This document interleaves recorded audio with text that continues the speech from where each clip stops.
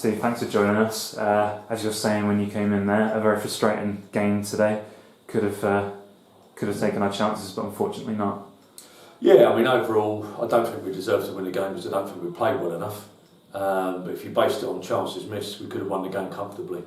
Listen, we've been on a good run lately. The boys have played well. We've had some good results. We've probably nicked a couple of wins that we maybe shouldn't have. So there'll be other days it maybe evens itself out a little bit. But just a really, really frustrating day. I didn't think we played. I thought we were really poor for the first half hour, and I don't know why. We normally got lots of energy, we play good football, we move the ball quickly. First half was like a competition if we give it away the most. And I'll say about 8 of our players were in the top 8. And then we got better as the game went on. We missed a great chance before half time, could have gone 1-0 up. I think it was Isaiah just put it wide of the goal. But yeah, we were just off it, and I'm not really sure why. And I think the way we normally play, lots of energy and pace, on certain days when that's not there, and that will happen, it happens at all levels, is trying to find a different way to grind a result out. Second half, we were better at times, I thought, albeit not much better, but we've missed 2 or 3 really good chances. I mean, we've had a little bit of bad luck. The keeper's made a great save from George, then George's headers hit the post from the follow-up.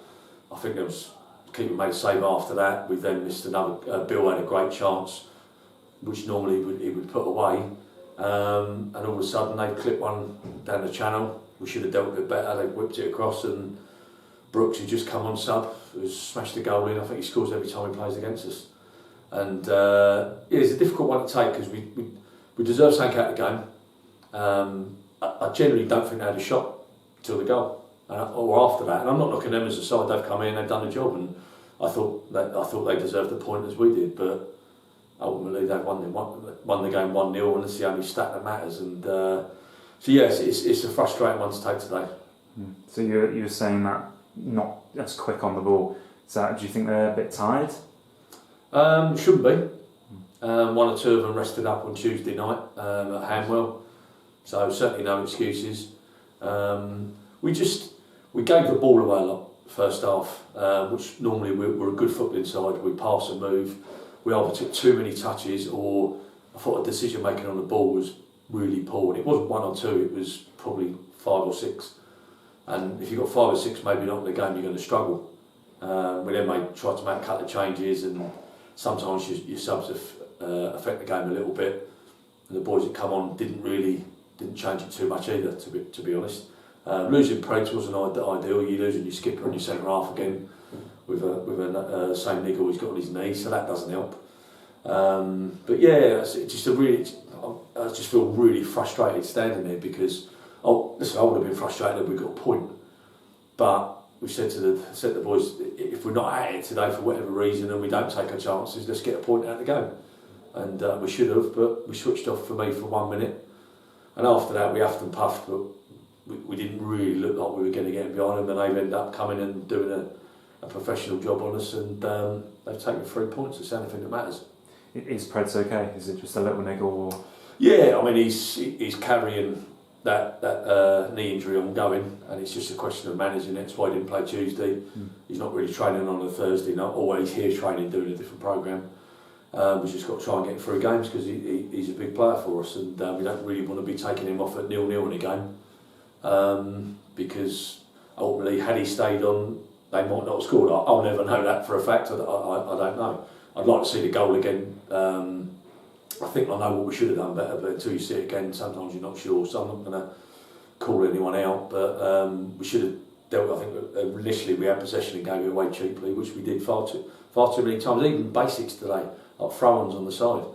Every time we got a throw-on, we might as well let them take it. We'd have probably had more chance of keeping the ball from it.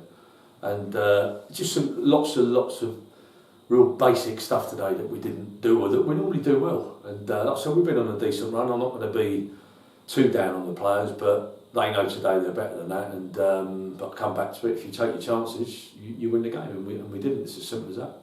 So before the game, I saw that James Taylor was training with the boys. Is he close to being back full fit? Yeah, he's not a million miles off. He's not back in full training with us yet. He's back in light training. I would say probably he's one that potentially towards the end of December, maybe start of January. Not only if we've got to get back in full training, but then we've got to get him up to speed to get back into games, because JT's a big player for us, and he's a physical presence as well, which we still do lack a little bit, but it's a bit of a catch-22. We want to play a certain way, so if I go and sign 5 players that are 6'5", they probably don't fit into the way we want to play. So it's getting that balance right. But if you look at the game in general today, set pieces were not normally great. They wasn't a threat today. We dealt with set pieces. I don't think even though they're a bigger and stronger side than us, I don't think we necessarily got out-muscled all over the park or got beaten up today or anything like that. We've got done on one break, and when we had our breaks, we didn't do them at the other end, and I think it's as simple as that, without over-analysing it or reading too much in it. We didn't do enough to win the game, but we should have drawn the game.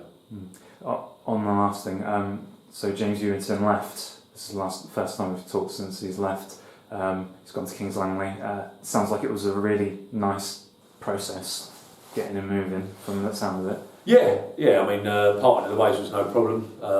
Ewie with us last year was unbelievable, and played a massive part in what we did in the league, and even more so in the FA Cup. It was a pleasure to work with. He was a great lad, brilliant attitude. Obviously we had a tough start to the league this year, or actually that's been polite, we were bloody awful for the first few weeks. And the type of striker he is, I'm sure he was massively frustrated and wasn't really getting much opportunities. Then when we started to pick up, he probably had a couple of games where he wasn't where he probably needed to be. Then he picked up a couple of injuries, and then he's come out the side, the boys have come in, and we've picked up and we've started to get results. And James is at an age where he wants to listen. He's got plenty left in him. He's only 32 and there's nothing of him, but he wants to play week in, week out. And an opportunity come up. We had an adult conversation about it, and it was either stay, or either go on loan, or if you want to make the move, we're not going to stand in your way. And away from the pitch, I know that he struggled with the travelling. He's moved. Obviously, our league is all over the place, and I think for the time in his life and certain things going on away from the pitch, it probably made a lot more sense for him to move to Kings Langley. I think he lives about 5 minutes up the road. So yeah. Listen, as I say, I couldn't speak highly enough of him when he's been here, but that's football. Sometimes these things happen, and you have to move on. And we wish him all the best, and I'm sure he'll score a few goals in there. But it doesn't mean we won't be looking for another striker. Montel's done really, really well since he's come on, bagged a few goals in. Great's getting sharper week in, week out, but he's still been out for a long time, so that's going to take time. So we still need other options up there, and maybe a different type of option as well as we go into the winter and the pitches are getting heavier and the games will start to get physically tougher. We'll need to maybe find different ways. So as I say, we wish him all the best, and I'm sure he'll do well there.